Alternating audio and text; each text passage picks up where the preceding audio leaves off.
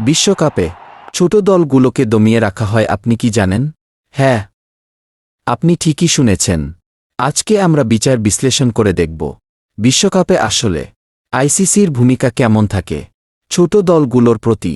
এবং এই ভিডিওর সবচেয়ে ইন্টারেস্টিং পার্ট হচ্ছে বাংলাদেশ 2015 সালের বিশ্বকাপ ফাইনাল খেলতে পারত, কিন্তু বাংলাদেশকে দমিয়ে ফেলা হয়েছিল। এই তথ্যটা ভিডিওর শেষ অংশে রেখেছি, কারণ আগে আমাদের এটা বুঝতে হবে ঠিক কী কারণে আইসিসি ছোট দলগুলোকে বিশ্বকাপে সমান চোখে দেখে না।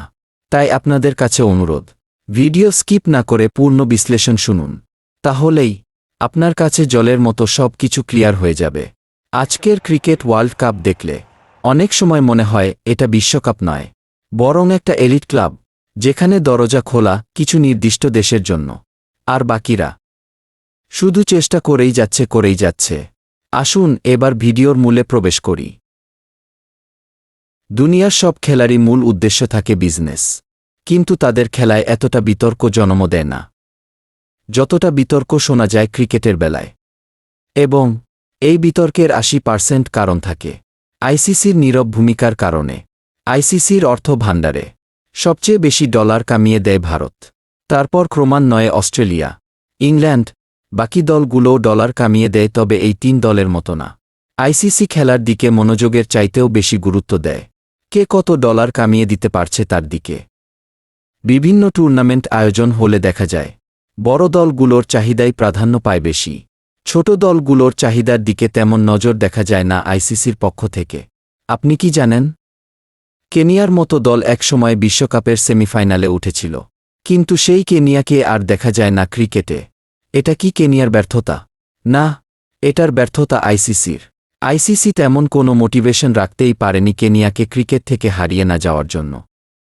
কেনিয়ার অর্থনৈতিক অবস্থা একেবারে দুর্বল, এই কারণেই কি আইসিসি কেনিয়াকে ক্রিকেটে ফেরাতে জোরালো কোনো পদক্ষেপ নেয়নি। তারপর ধরুন না জিম্বাবুয়ে। এই জিম্বাবুয়ে একসময় ক্রিকেট পরাশক্তি ছিল, বলতে পারেন আজকের ইন্ডিয়ার চাইতেও বেশি শক্তিশালী ক্রিকেট দেশ ছিল এই জিম্বাবুয়ে। অথচ 2026 সালে এসে দেখুন তাদের ক্রিকেট কোথায় চলে গেছে। আইসিসির বেশিরভাগ টুর্নামেন্টেই দেশটিকে নিয়মিত দেখা যায় না। জিম্বাবুয়ের অর্থনৈতিক অবস্থাও কেনিয়ার মতো, তাই কি আইসিসির নজর তাদের দিকে থাকে না? এবার আসুন বিশ্বকাপে ছোট দলগুলোকে কেন দমিয়ে রাখা হয় একটু বিশ্লেষণ করি। বিশ্বকাপ যেহেতু বৈশ্বিক আসর, তাই বেশিরভাগ TV media, ad company, sponsorship, broadcasting চ্যানেলগুলোর আগ্রহ থাকে প্রচুর। একটা বড় ম্যাচ হলে তাদের টিভি রেটিং, স্পন্সর ভ্যালু বেড়ে যায়, তাই এসব প্রতিষ্ঠানগুলো চায় বড় বড় প্রতিদ্বন্দ্বিতাপূর্ণ ম্যাচ হোক আর তাদের রেটিং ভ্যালু বেড়ে যাক। Bharat, Pakistan, Australia, England, south Africa, New Zealand, Sri Lanka, এদের ম্যাচ ব্যাপক প্রতিদ্বন্দ্বিতাপূর্ণ হয়ে থাকে, তাই আইসিসিও এসব দেশের খেলার সময় তেমন অনিয়ম তাদের চোখে পড়ে না। কিন্তু যদি হয় ছোট দল, তাহলেই আইসিসির নিয়ম কেন জানি পাল্টে যায়। তার সবচেয়ে জলজ্যান্ত উদাহরণ হচ্ছে বাংলাদেশ। 2015 ওয়ার্ল্ড কাপে বাংলাদেশ যে দুর্দান্ত ম্যাচ খেলেছে সেটা সবাই দেখেছে। একে একে ক্রিকেট পরাশক্তিকে বাংলাদেশ হারিয়ে দিচ্ছিল, কিন্তু প্রবলেমটা শুরু হয় ভারত ম্যাচে। ভারত আগে ব্যাট করতে নেমে শুরুতেই রোহিত শর্মার উইকেট হারায়, কিন্তু যে বলটাতে সেদিন নো বল দেখিয়ে আম্পায়ার রোহিত শর্মাকে আউট দিলেন না, তখনই বুঝা শেষ বিশ্বকাপের ফাইনাল খেলা ছোট দলগুলোর জন্য রীতিমতো অবিশ্বাস্য ব্যাপার। তাছাড়া ওই ম্যাচে আরও অনেক বিতর্কিত সিদ্ধান্ত আসে আম্পায়ারের দিক থেকে।